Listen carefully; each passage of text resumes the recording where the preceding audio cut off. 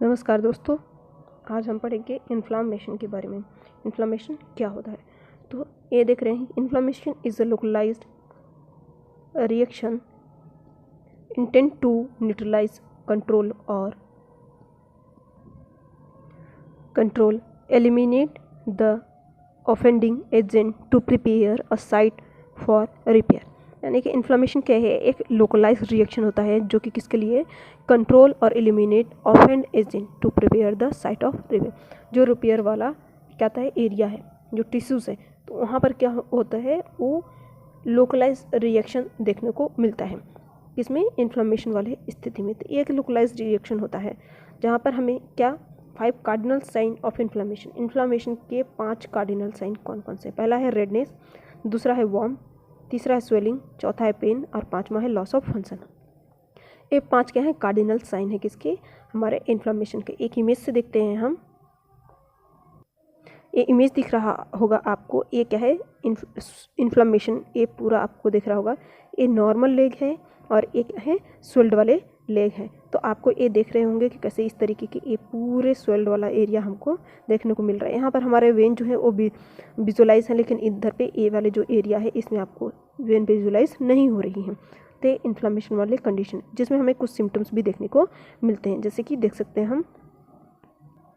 ये 5 cardinal sign है जो आपको दिख रहे होंगे। पहला हमने देखा था क्या? पेन, दूसरा हीट प्रोड्यूस हो रहा है, रेडनेस देखने को मिल रहा है, और चौथा है ये स्वेलिंग, और पांचवा है लॉस ऑफ फंक्शन। जिस भी पर्टिकुलर एरिया में क्या हुआ है, स्वेलिंग हुई है, वहाँ पर ये हमारा फंक्शन जो है वो लॉस हो जाएगा। जैसे हाथ का काम है उठाना, कुछ चीज़ों को पिक करना, वो क्या हो जाएगा? लॉस हो जाएगा। फिर देखते हैं हम केमिकल मेडिएटर। केमिकल मेडिएटर क्या है? यानी कि जब इन्फ्लामेशन की कंडीशन होती है तो कुछ केमिकल मेडिएटर्स होते हैं जो इसके लिए रिस्पॉन्सिबल होते हैं इन्फ्लामेशन के लिए। तो दिया है क्या है? Histamine released by mast cell at the site of injury cause vasodilation and vascular permeability. Vasodilation यानी कि जो वेसल्स हैं हमारी वो क्या हो जाएंगी? डायलेट हो जाएंगे। ऐसा समझ सकते हैं, इस तरीके से डायलेट होना यानी कि एक पतली सी क्या है? धार है, लेकिन उसका क्या होना? वो ज़्यादा डायलेट हो जाएंगी। और जो वेस्कुलर परमिएबिलिटी है वो भी क्या हो जाएंगी? इंक्रीज हो जाएंगी, बढ़ जाएंगी। तो किसकी वजह से? Histamine released by mast cell at the site of injury. जहाँ पर इंजुरी हो रही है वहाँ पर हिस्टामिन रिलीज होगा मास्ट सेल के द्वारा, जिसकी वजह से वेजोडाइलेशन और वेस्कुलर परमिएबिलिटी कॉज हो गई। नेक्स्ट दिया है kinins. Kinins are responsible to attack neutrophils. जो हमारे न्यूट्रोफिल्स है टिश्यू के, उन पर क्या करती है? ये अटैक करती है। सपोज दैट हम समझे कि ये हमारा टिश्यू है न्यूट्रोफिल, तो इस पर क्या करती है? काइनिन्स आकर के इस पर अटैक करती है। नेक्स्ट दिया है क्या? प्रोस्टाग्लैंडिन और कॉज इंक्रीज वेस्कुलर परमिएबिलिटी। जो प्रोस्टाग्लैंडिन है वो क्या कॉज करती है? जो वेस्कुलर परमिएबिलिटी है उसको इंक्रीज करने का काम करती है। आगे देखते हैं हम। अब देखते हैं हम 3 फेजेस ऑफ इन्फ्लामेशन। जो इन्फ्लामेशन के क्या है? 3 फेज देखने को मिलते हैं। पहला फेज में क्या देखते हैं? इन्फ्लामेशन ऑफ फेज फर्स्ट में क्या? Inflammatory response 3 to 5 days. जो हमारा फर्स्ट फेज है वो कितना? 3 to 5 डेज का हमको देखने को मिलेगा। उसमें क्या देखते हैं हम? इसमें 3 हमको सब कंडीशन देखने को मिलते हैं। पहला है transient vasodilation occur immediately after injury followed by vasodilation and increased capillary permeability which result in redness, swelling and warmth. हमको जो फर्स्ट स्टेज है उसमें ट्रांसिएंट वेजोडाइलेशन में जब होता है तो वहाँ पर हमको क्या देखने मिलता है? जो इंजुरी है वहाँ पर वेजोडाइलेशन होता है और इंक्रीज होती है कि कैपिलरी परमिएबिलिटी, और वहाँ पर रेडनेस देखने को मिलता है, स्वेलिंग और वॉर्मथ हमको देखने को मिलता है। इससे पहले जो हमने इमेज में आपको दिखाया है। सेकेंड क्या है? Exudate consist of plasma protein solids WBC migrates into tissue resulting in a pressure of fluid on the nerve ending, pain and loss of function। और जब हमको रेडनेस, वार्मथ और स्वेलिंग देखने को मिली है, उस कंडीशन में हमको और क्या देखने को मिल रहा है? सेकेंड स्टेज में हमको क्या देखने को मिल रही है कि जो हमारे नर्व्स हैं, नर्व्स एंडिंग है, वहाँ पर हमारा प्रेशर की वजह से जो हमारे क्या है? प्लाज्मा है, प्रोटीन है और सॉल्यूट्स जो हैं WBC हैं, ये सारे क्या होते हैं आपस में माइग्रेट हो जाते हैं और फ्लूइड के प्रेशर की वजह से वहाँ पर स्वेलिंग हो जाती है नर्व एंडिंग्स पे, और जिसकी वजह से पेन होता है वहाँ पर और लॉस ऑफ फंक्शन हो जाता है। ये आप ध्यान रखें, लास्ट वाला पॉइंट। नेक्स्ट है ल्यूकोसाइट। सी नंबर में हमको क्या दिखता है सब पॉइंट्स में, leukocytes are responsible for engulf offending organism and for removing cellular debris phagocytosis by macrophage। हमको फिर क्या देखने को मिलता है यहाँ पर लास्ट वाले पॉइंट में, हमको सेलुलर डेब्रिस देखने को, डेब्रिस का मतलब होता है डेड टिश्यू। जब हमको जो लास्ट वाली कंडीशन में देखने को मिलेगी कि सारे हो जाने के बाद जो स्वेलिंग वाला पार्ट है, इन्फ्लामेशन पार्ट है, वहाँ पर सेलुलर डेब्रिस की कंडीशन हो जाती है, जिसको हम फैगोसाइटोसिस और मैक्रोफेजेस कहते हैं। नेक्स्ट स्टार्ट होता है सेकेंड फेज। सेकेंड फेज क्या है, रिपेयर एंड रीजनरेशन, जो कि 2 से 8 दिन चलता है। तो आप ध्यान रखिएगा, इन्फ्लामेटरी फेज 3 से 5 दिन और जो रिपेयर फेज है 2 से 8 दिन। सेकेंड फेज में देखते हैं रिपेयर एंड रीजनरेशन में 2 से 8 वीक हमको लग रहे हैं।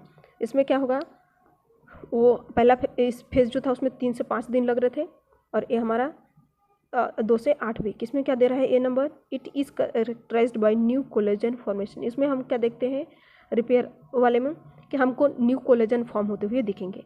नेक्स्ट में आता है बी नंबर में, this fibres are laid down in disorganised manner to make scar, but the link between fibres weak, thus new tissue is susceptible to disruption on aggressive activity. यहाँ पर हमको देखने को मिलता है जो न्यू फाइबर्स हैं वो कहते हैं लेट डाउन हो जाते हैं और डिसऑर्गेनाइज्ड हो जाते हैं, डिसऑर्गेनाइज्ड मैनर में क्या होते हैं डेवलप बनने लगते हैं, फॉर्मेशन होता है, जिसकी वजह से क्या होता है जो इनके बीच के लिंक होती है वो क्या हो जाती है, वीक हो जाती है और ये जो हमारे न्यू टिश्यू बनते हैं वो ससेप्टिबल रहते हैं, क्या के लिए, डिस्ट्रप्शन, यानी कि जल्दी डिस्ट्रॉय होने के लिए किसी भी एक्टिविटी के बाद।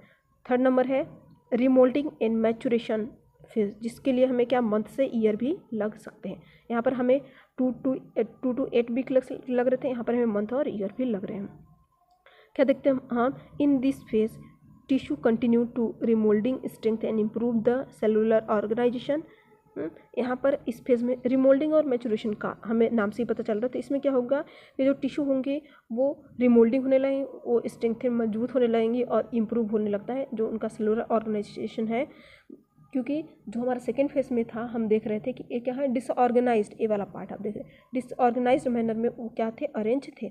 अभी ये क्या हो रहे हैं, सेलुलर ऑर्गेनाइजेशन, यानी कि वो अच्छे से फॉर्म हो रहे हैं, ऑर्गेनाइज मैनर में फॉर्म हो रहे हैं। तो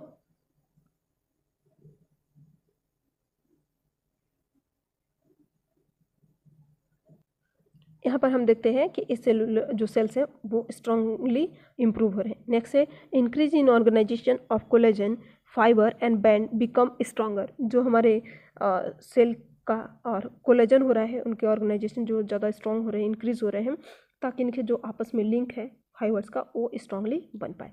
इसके बाद हम देखते हैं एक्सुडेट्स।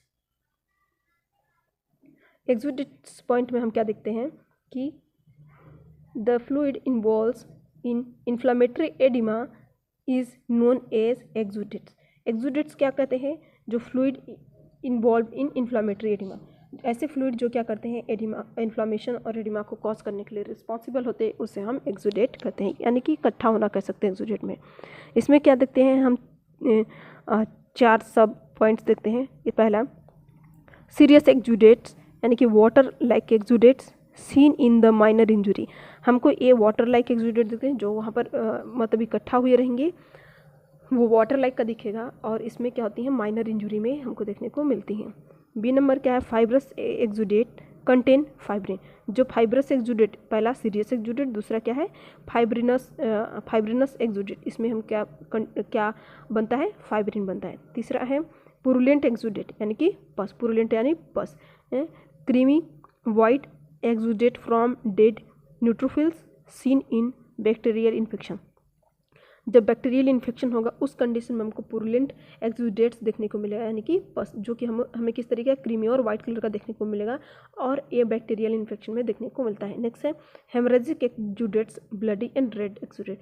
हेमरेजिक का मतलब कहता है ब्लड, किसी प्रकार का हेमरेज होने के वजह से जो इन्फ्लामेशन होगा वो हेमरेजिक एक्सुडेट कहलाता है। इन्फ्लेमेशन का ये आपको अच्छे तरीके से समझ में आया होगा। सारे पॉइंट्स इसमें डेफिनेशन, कार्डिनल साइन जो है और केमिकल मेडिएटर, फेसेस जो 3 थे, एक्सुडेट समझ में आया होगा। नेक्स्ट मिलते हैं नेक्स्ट वीडियो में, तब तक के लिए थैंक यू सो मच। अगर आपको वीडियो पसंद आया हो तो इसे लाइक शेयर कमेंट और सब्सक्राइब जरूर करिएगा। तब तक के लिए थैंक यू।